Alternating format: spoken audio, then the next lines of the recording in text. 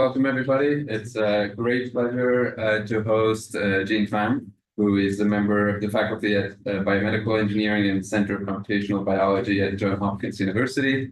Notably, also, she is founder, director, and lead software developer of a nonprofit organization called Customized, which creates picture story books that encourages young girls to see themselves as scientists, which I think is a really cool initiative. She has an extensive body of work already, and this has been acknowledged by multiple awards such as Forbes 30 Under 30, the Nature Research Award for Inspiring Science, and a SET Career Award, and a Presidential Early Career Award for Scientists and Engineers. Her work focuses on new statistical approaches and scalable computational tools to look at how cellular spatial organization relates to function. And I'll leave it at that and let you take it away. Thanks so much. Awesome.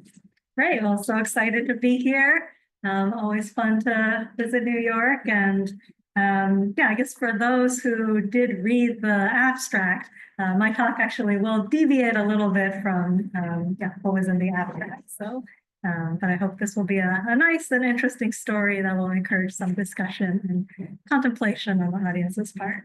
So let's see. There we go. Okay. So yeah, even before I jump into things, see if there's a way for me to say, okay. Do I say okay to the meeting being recorded? Well, no worries. Okay.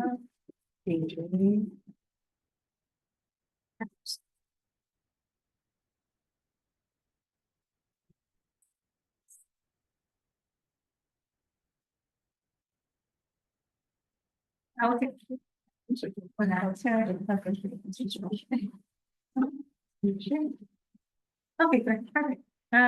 So even before I jump into things, just to show some of the friendly faces behind the work that you're about to see.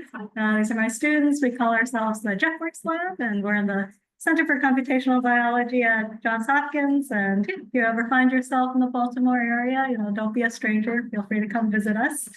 And yeah, in general, my lab focuses on developing statistical approaches and machine learning methods as open source software for analyzing spatial omics data.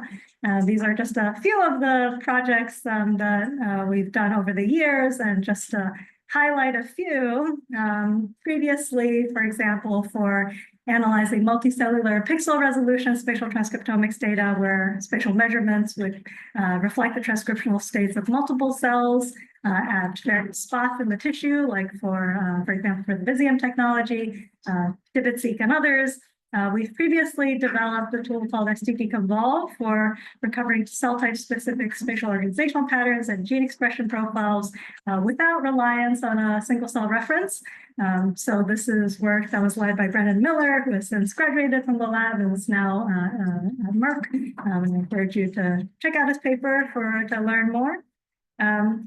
And likewise, as we and others have started applying these technologies to characterize multiple tissue sections, often in a healthy versus disease context, we've developed tools like SD-Align, which uses a rasterization and large deformation diffeomorphic metric mapping approach to spatially align these tissue sections in order to enable this type of molecular comparison to interrogate kind of molecular differences and match spatial locations.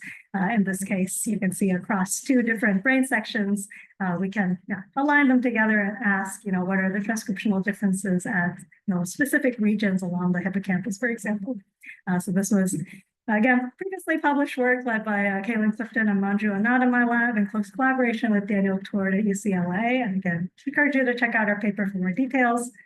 But more recently, we've started looking at not only spatial organizational differences on the whole tissue section level, but to try to quantify and compare cell type spatial relationships at a more mesoscale. So for example, are there certain spatial cell colocalization patterns that might be different, again, across different conditions.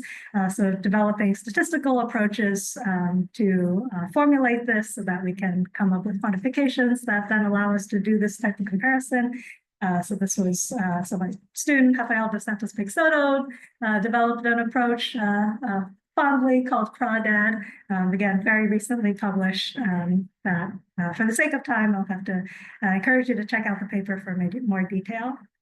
But again, all of our tools are available as open source software. So you can visit our lab website for access to the software, and also lots of tutorials that my students have made to help you reproduce results in our paper, but also then hopefully take what you've learned and apply it to your own data. And of course, in general, if you ever decide you want to, contribute, I encourage students always to, make pull requests, and we'd love to acknowledge you as a contributor if you, contribute a pull request. But again, today, I really wanted to talk about an unexpected story that we somewhat stumbled into. And it started actually because we were doing this type of comparative analyses across different technologies. And, we would, you would kind of maybe expect that because we have all of these different technologies, be they imaging-based spatial transcriptomics that allow us to do targeted gene expression profiling of select genes at single cell resolution, versus, let's say, sequencing-based approaches, which is full transcriptome, but at these coarser spot resolution, or even, single cell sequencing, which is full transcriptome, single cell resolution, but not spatially resolved. If we apply these technologies to the same tissue, you would think that we would generally find the same things. So this was actually work led by Caleb Hallaman in my lab, and we thought, when we were starting to do this, we were unexpectedly seeing differences. And we kind of thought, maybe at first the differences we saw were due to biological differences, maybe technical batch effects, but we really decided to challenge assumptions and go back to basics and try to see if we can explain the differences that we see. So this is actually a preprint that was just released a few days ago. I encourage you to check out for more details, and I'll try to go into the rest of the paper during this talk. So again, what we set out to do was, in this case, there was a previous publication from 10x Genomics, previously published in Nature Communications, that evaluated serial sections of breast tumor using different technologies. So you take a breast tumor, and you make these serial sections. The first section, you subject to one type of spatial transcriptomics. The second, you subject to a different technology, and so on and so forth. So it's worth keeping in mind, all these technologies are destructive. So once you use a tissue section for one technology, you technically, aren't able to use the same exact tissue section for the next technology. But by virtue of having these serial sections, which are really close to each other, from the same tumor, presumably this is as close as we can get to, let's say, a perfect replicate. So then if we look at this kind of data closer, again, on the left is a single cell resolution targeted spatial transcriptomic technology called Xenium. This is what the histology image looks like in the back, and each point here is a single cell that has been segmented and quantified in this technology. And on the right is a serial section that's been subject to the Xenium technology, which is a spot-based full transcriptome sequencing approach. And these two sections actually have already been registered using our tool SD-Align, and then we can then take the diffeomorphism that's learned from registering the two histological images to each other and apply that transformation to the either the single cells or the spots to move them into a common coordinate aligned framework. So this is what the data looks like after alignment. And of course, being aligned, now we can, for example, focus on the common region that's profiled in both technologies and presumably see their similarities and differences. So so for example, we can look at genes that are profiled by, the shared set of genes that are profiled by both technologies, in this case, MS4A1, also known as CD20. And visually, again, the Xenium provides us with single cell resolution, so you can see all these nice single cells. Some of them have expression of this gene, and blue is a little hard to see, a little bit easier perhaps to see in the Xenium approach. It's hard to perhaps appreciate the similarities when we look at, when this similarity is a little bit confounded visually by the resolution differences between these technologies.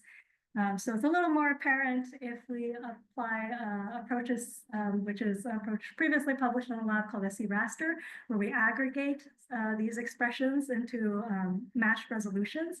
And we can also even restrict to the same shared region in the aligned coordinate space.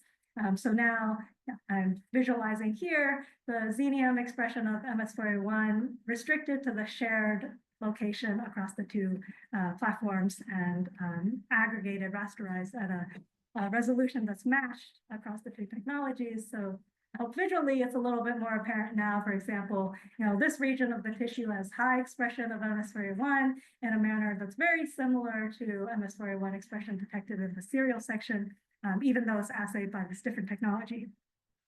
So in this case, they look the same, which is what we expect. However, there are other genes like this TUB2B gene, which again at the different resolutions is a little bit hard to see.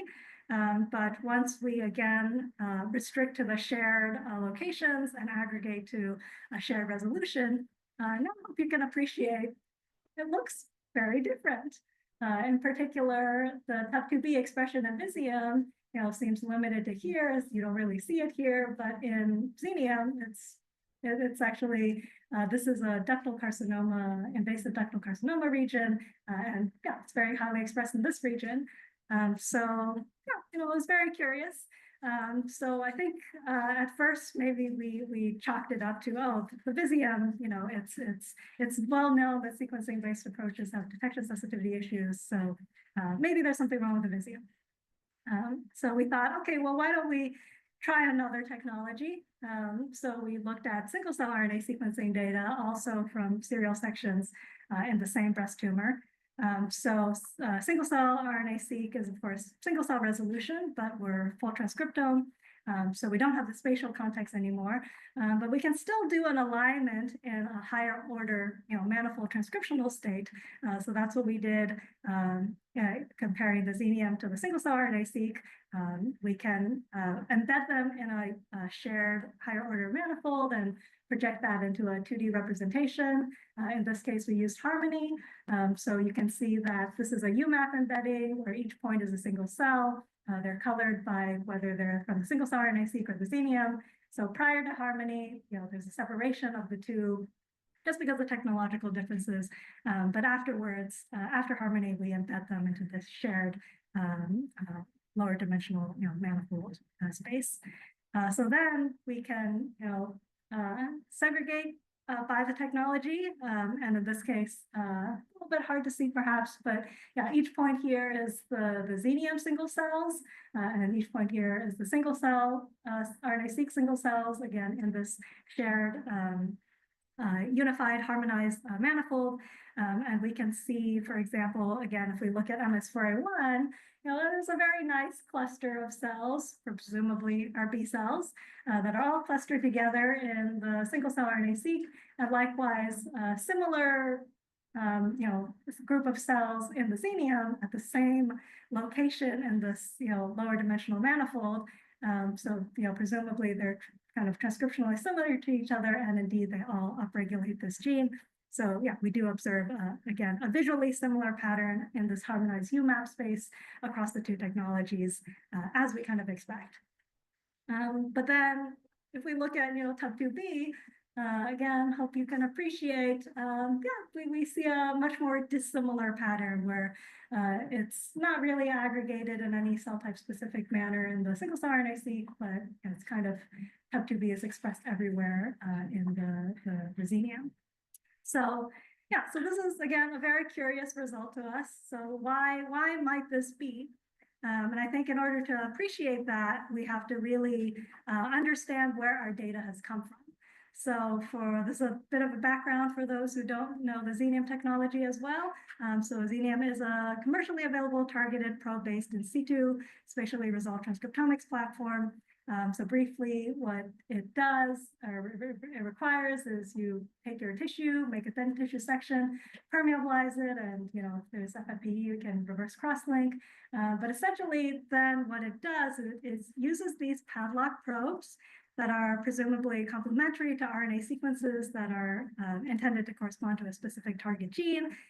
Once the probe binds, it gets ligated and it undergoes rolling circle amplification, which amplifies a readout sequence, which then, using a series of fluorescently labeled oligonucleotide decoder probes, it can then hybridize to this RCA product, which then through multiple rounds of imaging, we can essentially decode the optical signature or code word that corresponds to each gene, which then allows us to identify what is this gene based on its pattern on fluorescent signal. So from there, that is what allows us to say that, oh, this molecule here corresponds to gene A, and likewise for all of these molecules, whereas this molecule corresponds to gene B, and do that for the hundreds to thousands of genes in our targeted gene panel. And of course, we do this not only for one or two cells, but for all the cells in our tissue section through many rounds of imaging. And when we combine that with cell segmentation, we can segment out each single cell and count how many of each RNA molecule is in each cell. And that is what gives us our counts matrix, which has all of our cells, all of our genes, and allows us to not only have a single cell resolution, centroid position of every segmented cell, but we also now have quantified the expression magnitude of different genes in our gene panel, which we can visualize in this case as red is high expression and blue is low expression. So we can at least visually appreciate how these genes are differently patterned in the tissue. But of course, all of this relies really, on the accuracy of our spatial gene expression profiles. And, the accuracy of these profiles depend on the ability of our probes, to, essentially again, the accuracy of these gene expression profiles characterized by these probe-based in situ spatially resolved transcriptomic technologies like Xenium, relies on the specificity of their probes to bind their intended target. So again, we have our tissue, we permeabilize it, we put in our probes, and we're assuming that these probes indeed bind to our intended target genes so that when, there's a rolling circle amplification and the fluorescent label binds to it, that this indeed corresponds to our intended target gene. If there is any off-target binding, perhaps binding to a gene that's not our intended target, then we can still have, once ligation and the rolling circle amplification occurs, it's really hard for us to distinguish the fluorescent signals. So I hope, through this, you can appreciate that if there is any off-target binding, that would distort the quantification of our target gene, because the fluorescent patterns we observe essentially represent a combination of the target as well as the off-target expression. So then, how do probes know what to bind? This is just some background for those less familiar with the biochemistry. So remember, oligonucleotide probes can, they bind specific sequences of nucleotides based on the principles of complementarity of base pairing. So, your A's pair to your T's, C's pair to your G's, and vice versa. So therefore, if we know the RNA target site of interest, we can design our probes to be specifically complementary to that. And likewise, if we know the probe sequence, then we can also work the other way and figure out what parts of the genome this probe sequence is complementary to, and that allows us to predict where it's going to bind. So, this becomes a genome alignment problem. So what we did was actually we developed a software tool that we call Off-Target Probe Tracker, which is led by Hayden G. and Steven Salzberg's lab. What we did was use alignment to essentially predict off-target probe binding. And encourage you to check out our software if you want to try it out. But essentially what OPT does, Target Probe Tracker does, is we can take the probe sequences from its, for example, the probe sequence that was used in this breast cancer data set, which is the Xenium V1 breast cancer gene panel. We can download their probe sequences. There's 280 of these genes that are targeted with over 4,000 probes. So we can take these probes and, again, align them to the genome and see where do they align. And then we can compare that to a reference annotation, like what's in RefSeq or GenCode. So this is just a set of annotations of, this region of the genome corresponds to this gene, and this region of the genome corresponds to that gene. So that we can see, which genes presumably do these probes bind to.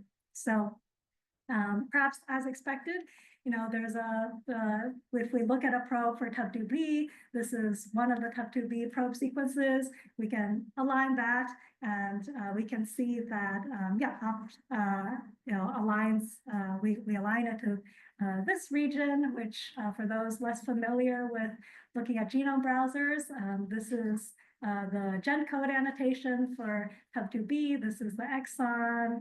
This is an intron. This is another exon. So you can see the probe sequence indeed aligns to the exon. Great. So we expect it to be able to bind TUB2B. But more surprisingly, this turns out the sequence also perfectly aligns to this region, which in the GenCode and RefSeq annotation corresponds to TUB2A. So, so presumably, based on this prediction, you would hypothesize that this particular probe, which again is intended to bind TUB2B, can also presumably bind to this region of TUB2A. And so now let's see if we can substantiate that using the gene expression patterns we observe. So again, reminder, this is what TUB2B looked like in the Xenium, which doesn't use these probes, very different pattern. But if we look at the Xenium expression of TUB2A, now, visually, if you can appreciate, it does look a lot more like the Xenium TUB2B. And actually, if we aggregate the TUB2A and TUB2B expression of the Xenium, now, again, visually very similar. So I hope at least it's visually apparent that, again, the spatial pattern of the aggregated expression of TUB2B and TUB2A in Xenium is visually more similar to the pattern that we see in the Xenium, which is consistent with our prediction that the Xenium probes for TUB2B are exhibiting off-target binding with TUB2A. Okay, so again, we don't have to limit ourselves to this Xenium. We can also look at this in the single-cell RNA-seq. So yeah, again, this is what TUB2B looks like in the single-cell RNA-seq, whereas this is what TUB2A looks like if we aggregate it together. Again, if you can appreciate the cells in this region of the UMAP highly express this combination in a manner very similar to the Xenium single cells, again, consistent with this prediction that the Xenium TUB2B probes are exhibiting off-target binding to TUB2A. So what our tool allows us to do is, quickly check this for all the probes. We can also check against many different annotations. So that is worth keeping in mind that these annotations are different and they change over time. So what I'm showing here actually RefSeq annotation for TUB2B. Again, you can see that different annotations have different isoforms. So RefSeq is in red, Chess is in blue, GenCode is in green, and they're just in GenCode. There's a lot more isoforms than in RefSeq and Chess. So we reason that for example, this might cause a slight variation in terms of our predictions. So for example, in this case, this is a little hard to read, but there's a probe, for example, for S100A4, which indeed is predicted to bind and align to S100A4. But according to only RefSeq, there's another gene here that it also binds to, but only in the RefSeq annotation, because this isoform of this other gene is only included in the RefSeq annotation. So anyway, so So in general, these annotations do actually vary quite a lot, especially in terms of link RNAs, pseudogenes. They're a little bit more stable in terms of their protein coding gene annotations. So we also kind of reason that protein coding genes are likely going to be the ones with more demonstrable effects anyway. So we ended up limiting our off-target binding predictions only to protein coding genes. But I do encourage you to check out the paper if you're interested in off-target binding to non-protein coding genes. But anyways, when we do this, if we, again, test all the probes in this particular gene panel, we're able to identify 21 genes that exhibit some sort of off-target binding to at least one other protein coding gene in at least one of these references that were evaluated. And we do this again based on perfect sequence homology. So it's the probe has perfect sequence of homology to these genes in these 3 reference annotations that are not the intended target gene. These are the genes we should be a little bit suspicious about. And again, it's 21 out of 280. So we're trying to figure out, why this wasn't observed or figured out before. And I think it is somewhat of a non-trivial result when we look at global gene expression magnitudes. So here, so in general, I think what people tend to do is to show that a technology works, we look at total expression across different technologies. And typically, if we see a high correlation, we're like, yeah, it works. So that's also what we tried to replicate here. What I'm showing on the x-axis is the total expression of each gene in the shared aligned region. And on the y-axis is in the Xenium. So for the most part, we see a very beautiful, correlation. This is on a log scale. Again, we don't see a very obvious trend when it comes to genes with presumed off-target probes. So the genes with off-target probes are labeled in red. The genes with no predicted off-targets are labeled in white. So you don't necessarily see an obvious segregation.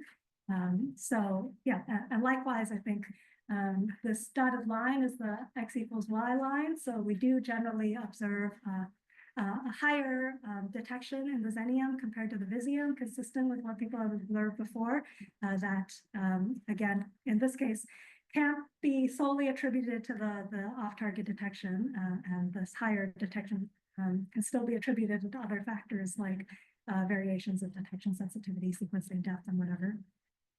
But I think we speculate that, again, such off-target binding may have been overlooked in previous publications because of this high correlation, even though individual genes actually do exhibit pretty large expression magnitude variation. Again, if you think about this is on the log scale, we do have things that are, log 6 versus, let's say, 12, that is a pretty big fold change difference.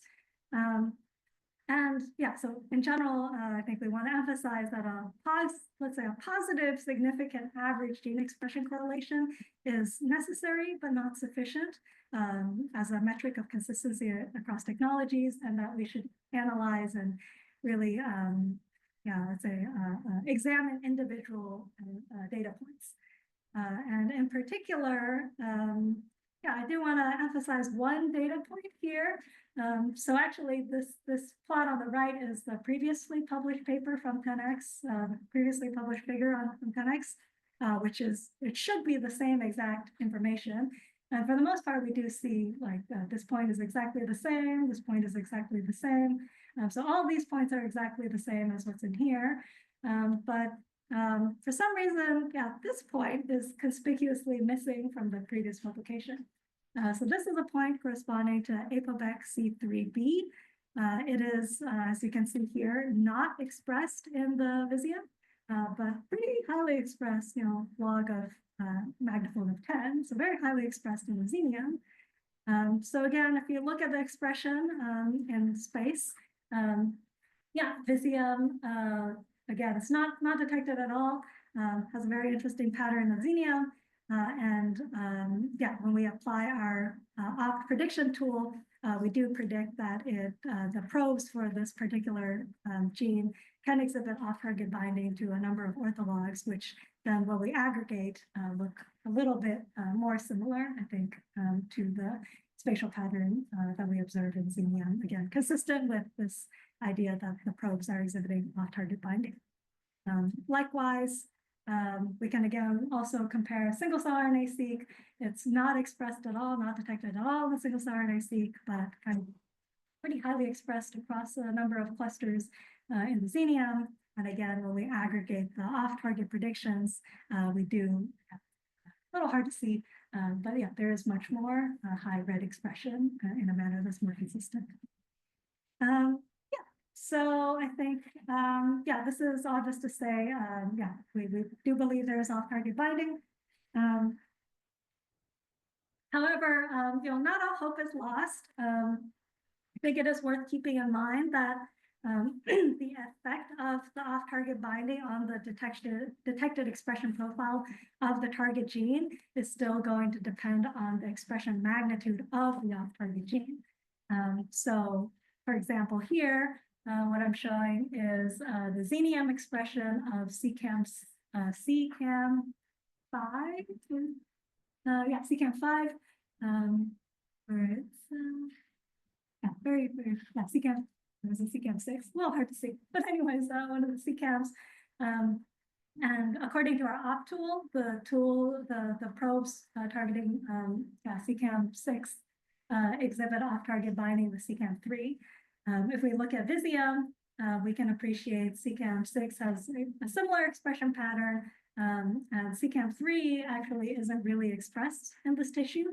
So even though we predicted off-target binding, again, of CEACAM6 probes to CEACAM3, it doesn't really impact the expression detection of CEACAM6 because CEACAM3 isn't really expressed anyway. But it is worth keeping in mind, of course, this will vary by tissue. If you apply this panel to a different tissue where CEACAM3 is highly expressed, of course, you would expect more of an impact. Likewise, we can see that similarly for the single cell data. Yeah, other interesting points that we try to emphasize in our paper is this particular gene panel is a commercial offering from 10x. So they publicly released the sequences for the 280 or 290 genes in their commercial probe set, but there are opportunities for you to customize probes. So in the published paper, they actually had a number of custom probes or custom probes for specific genes that were not published. So we speculate that this one particular gene, HDC, may have off-target binding.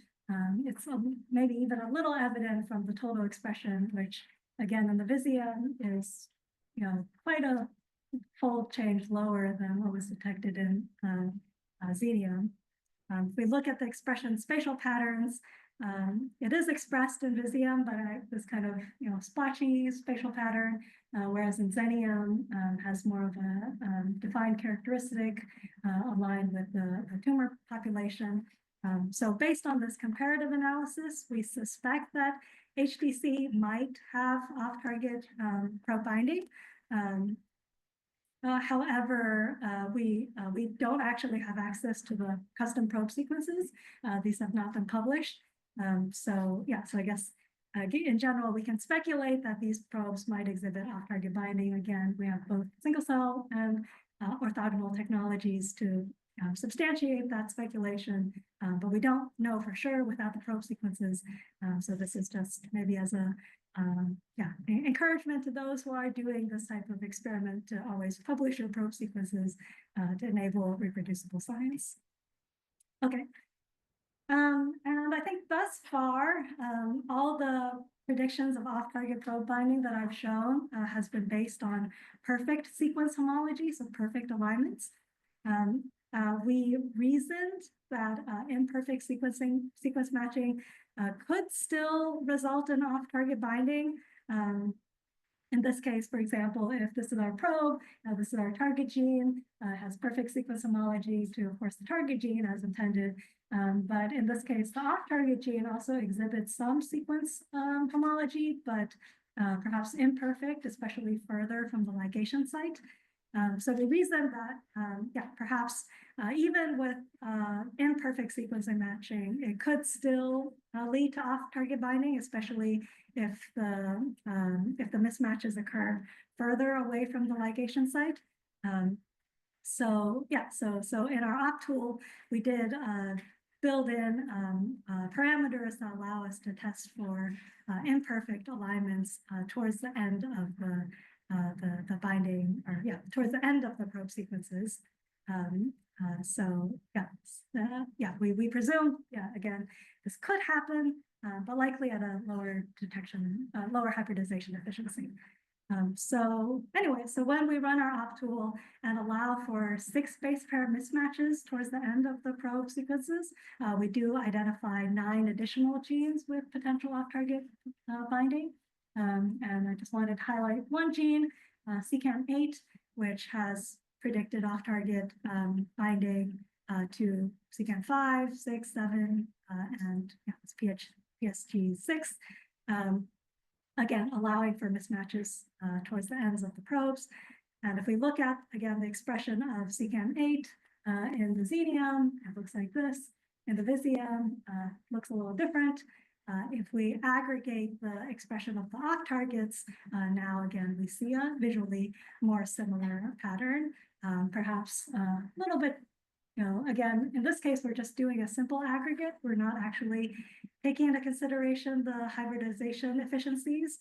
So ideally, I think if we were to aggregate in a more, rather than summing all of them together to take into consideration those hybridization efficiencies, maybe it would look even more visually similar. But anyways, we can again do this also for the single cell, and appreciate that it leads to a similar pattern. So this is all just to say, we think that even with imperfect sequence homology, we may still exhibit off-target binding. We also did try allowing for even more terminal mismatches. So it's worth keeping in mind the way Xenium probes work is there's a 20 base pair arm. So the whole thing is only 40 base pairs. So, with 6 base pair difference, I can see how, the majority is still hybridizing and still, binding. But we also just, for the sake of testing, allow for a 10 base pair mismatch on the terminal ends, which means there's only 20 base pairs in the middle that are aligning, that are consistent. And even still, it seems like we are still able to identify some genes, such as this ACG2, which this is the expression pattern in Xenium. This is the expression pattern in Visium. When we allow for 10 base pairs terminal mismatches, we get a predicted off-target binding to ACB, which is this. And again, I hope you can visually appreciate its pattern, especially when aggregated with ACG2. Looks a lot more similar to the Xenium pattern for ACG2, which is again consistent with the idea that ACG2 probes may be exhibiting off-target probe binding with. Yeah, can you just ask for one clarification? Yeah. So it's the 10 base pair terminals are the ones that are furthest away from the ligation site. Yes. On the target. Okay. Yes. And you have not tried to do the opposite of that. And I'm asking because it's like this ligase they're using a super promiscuous. So even if you have a 20 base gap in the middle, it will unfortunately still ligate 50% of the time. Oh, interesting. So I think you should also, why not try it out? Yeah, that's a great point. Yeah, I think, we can definitely try that. And I think, definitely another idea that came up from discussion today is trying to, look at the, not just the intended protein coding genes, but also the blank control barcodes, which presumably might be doing other things also. But in general, I think, this is, you have additional thoughts about these probe binding or the thermodynamics of it all. Yeah, love to talk more. So yeah, so just in summary, I hope I've been able to present some evidence of putative off-target probe binding affecting the 10x Xenium V1 human breast cancer gene expression pattern panel, affecting at least 21 out of the 280 genes, which is based on perfect sequence homology, but many more based on imperfect sequence homology. Our off-target probe binding is supported by orthogonal, spatial, and single-cell comparative analyses. I do want to emphasize, we focus here on the 10x Xenium because the probe sequences and these orthogonal data sets happen to be available. We definitely do not exclude the possibility that these off-target probe binding might be affecting other probe-based gene detection approaches. We just don't have access to the probe sequences or orthogonal data sets to be able to substantiate our predictions. But if you do, yeah, I encourage you to try out our off software for predicting off-target probe binding, which is available. And yeah, in general, I think if you are designing probes, I think there are quite a lot of tools already available for probe design, but perhaps adding additional checks like our off tool could help double sanity check for potential off-target probe binding to screen out these probes early on so you don't use them. We do encourage you to evaluate multiple annotations, and these annotations do change over time, so it might be worth evaluating when these new annotations come out, if the exon junctions change a little bit, for example. Yeah, and likewise, if you already have data generated using these probes that have predicted off-target binding, we do have a number of recommendations that we try to delve in a little deeper in the paper. So I do encourage you to check it out. This is a bit.ly link and a QR code that, if you want to go to the bioRxiv. But in general, I think if you're training foundation models using these data sets, which a lot of folks are, we would highly encourage you to omit these particular genes because it would propagate this error. Likewise, if you're performing some type of integrative analysis, perhaps between single-cell RNA-seq or these orthogonal technologies, you might actually want to integrate these off-target predictions to, do the integration between, let's say, the Xenium and the single-cell aggregate of the off-targets instead of just the, annotated gene. And likewise, if you're interpreting results, yeah, we encourage you to proceed with caution. And yeah, in general, yeah, we also have some other recommendations for redundancy of probe designs and other thoughts that I encourage you to check out the paper for more details. But yeah, lastly, maybe I'll lead you with some food for thought that, yeah, as of December 2024, over 16,000 Xenium consumable reactions have been sold. Each tissue slide profiled by Xenium costs approximately $5,000. Which I think underscores this platform's widespread use and its high commercial value. 10x Genomics, which makes the Xenium, is a publicly traded company, which as of March 2025 did have a market cap of over $1 billion. I think evidence of this off-target probe binding was not identified despite a previous publication from 10x researchers. And yeah, I think just lastly, yeah, I want to maybe admit that this is not a story I like telling. I think for those who read the talk abstract, I initially came to give a different talk that was more focused on the tools my lab was developing and the biology that we're discovering using our tools. And yeah, not this talk about catching somebody else's mistakes.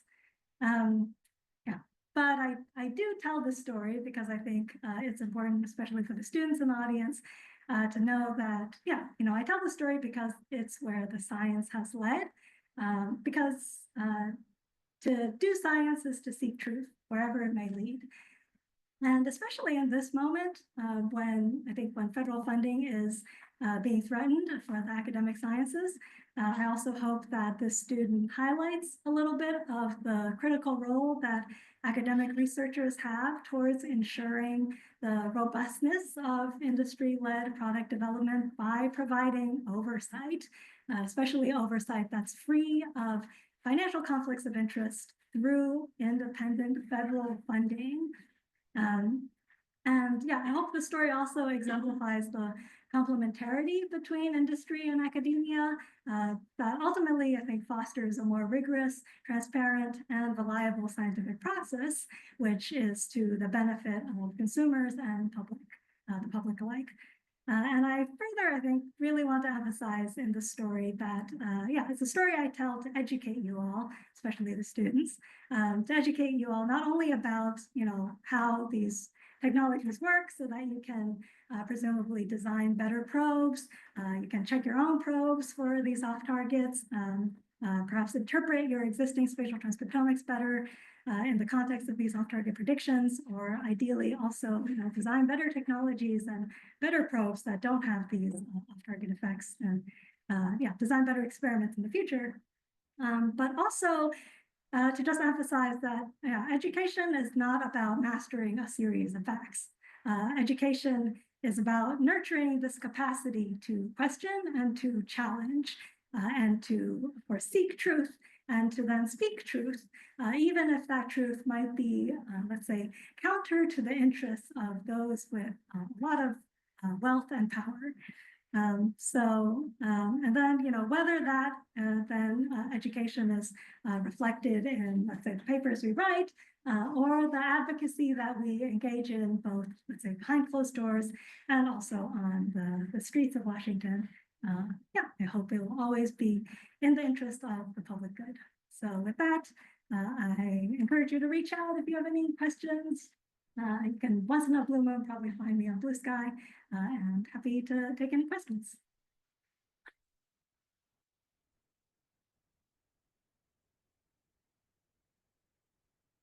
Amber?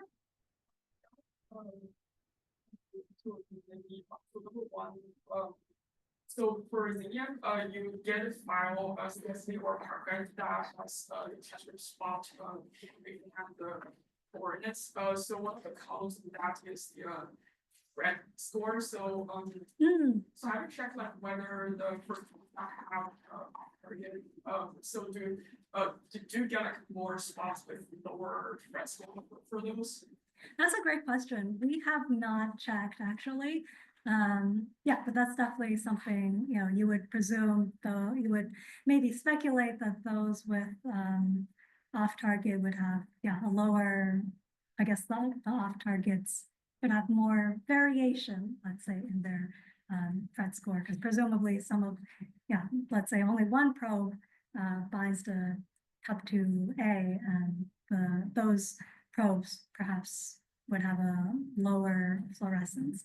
I'm not sure though, again, after only circumamplification, I'm not sure if that process is linear. So if you have 7 probes, after only circumamplification, is it indeed that you would have a brighter spot, or is it, not linear?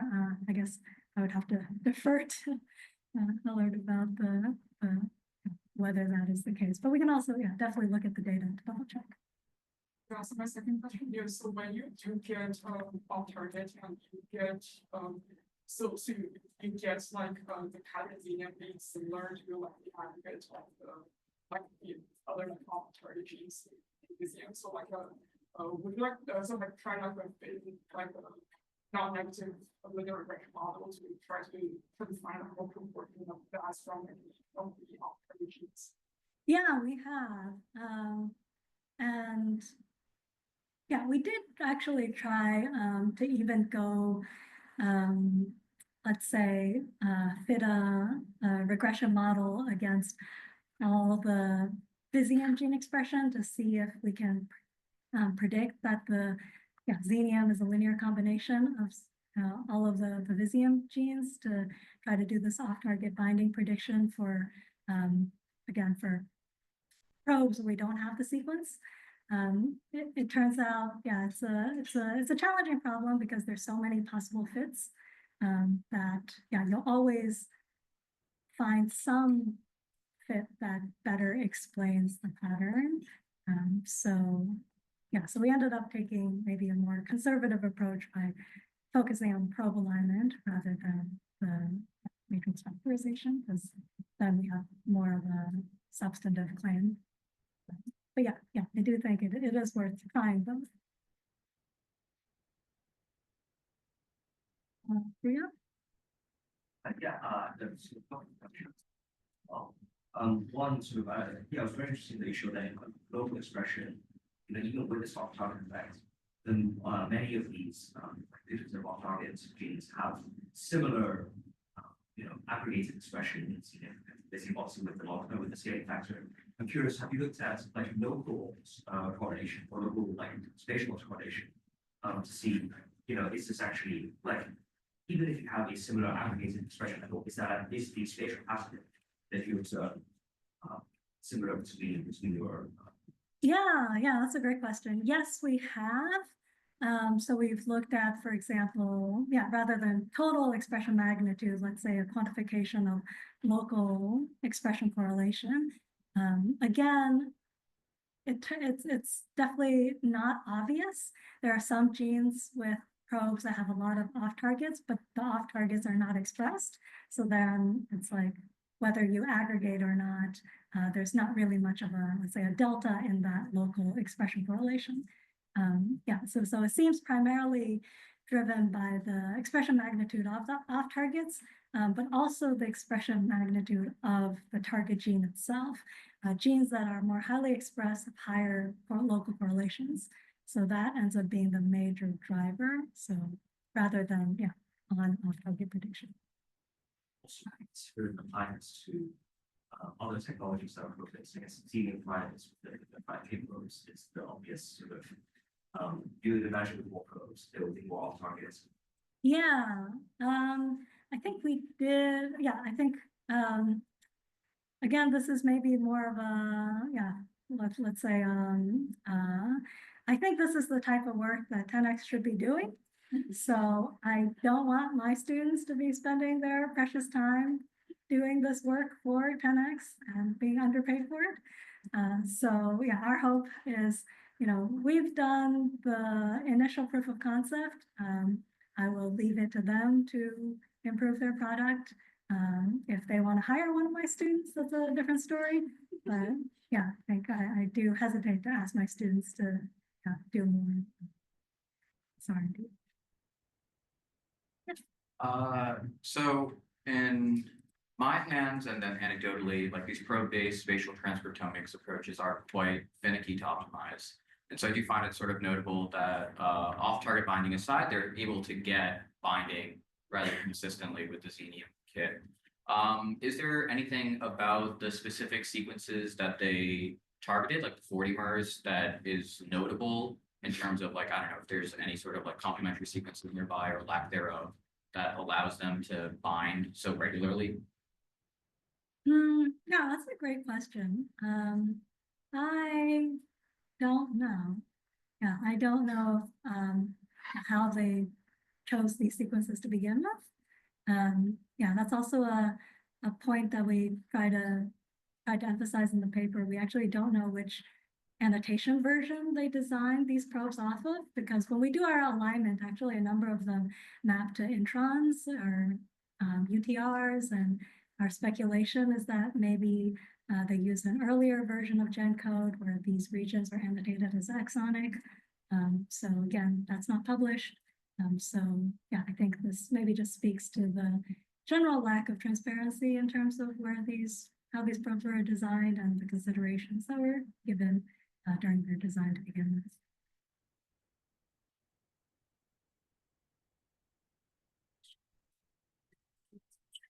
Oh. Do you have a sense of the likelihood of off-target probes for other probe-based technologies, for instance, visual? It's a great question. I think Xenium, I believe, you can always run our tool to check. I think the Xenium Flex probe sequences are available, so that's doable. I think where I'm a little bit more, let's say, suspicious in some ways is Cosmics, for example, doesn't provide their probe sequences, so we can't really evaluate. But somebody has Cosmics data. Maybe there's. I think it is worth checking. Maybe I'll just leave it at that.